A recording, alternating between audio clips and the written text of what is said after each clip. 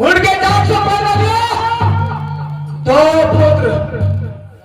छोटे भाई का नाम वीर सिंह का पड़ता है,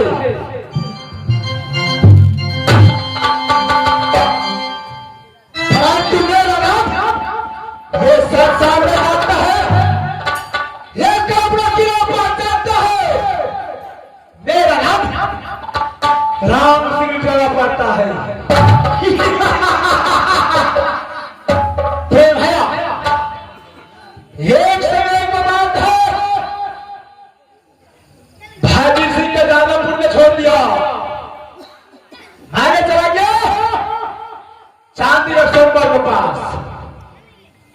अभी चांदी रसोबर से वापस है अपने जादवपुर जिला।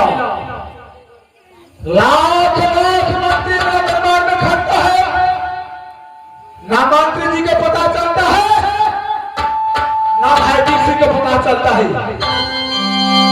कुछ देर इंतजार करता हूं, अगर भाई वीर सिंह आज्ञा में ठीक है, नहीं तो सोचा जाएगा।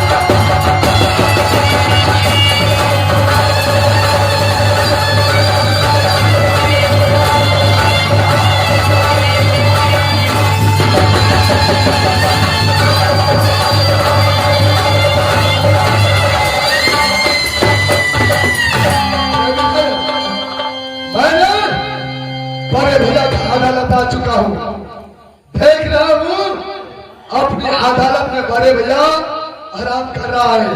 सबसे पहले मैं यहां से चलकर जा रहा हूं, बड़े भैया को प्रणाम करता हूं, उसके बाद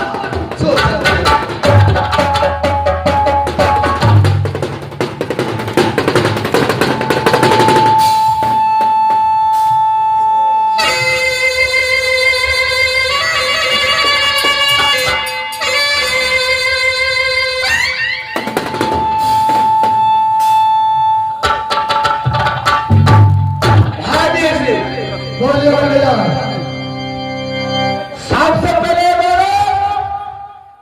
अपने राज जादवपुर किला के क्या समाचार है? बड़े भैया अपने राज जादवपुर का समाचार बहुत खुशहाली से चल रहा है। बड़े भैया क्या नहीं, ऐसा होना चाहिए। भाई वीर सिंह, भाई वीर सिंह बोलिए बड़े भैया, तुझे क्या समाचार है? बड़े भैया मेरा ही समाचार ये भगवती के दया से आपको बल से बहुत खुशहाली में चल रहा है। बड़े भैया क्या नहीं, ऐसा होना चाहिए। भाई बड़े भैया सबसे पहले ये बोलिए, आप अपना समाचार बताइए। बड़े भैया मेरा भी समाचार हे मां भगवती की कृपा से, शिव गुरु दया से बहुत अच्छा अच्छा ही चलता है। भाई क्यों नहीं बड़े भैया,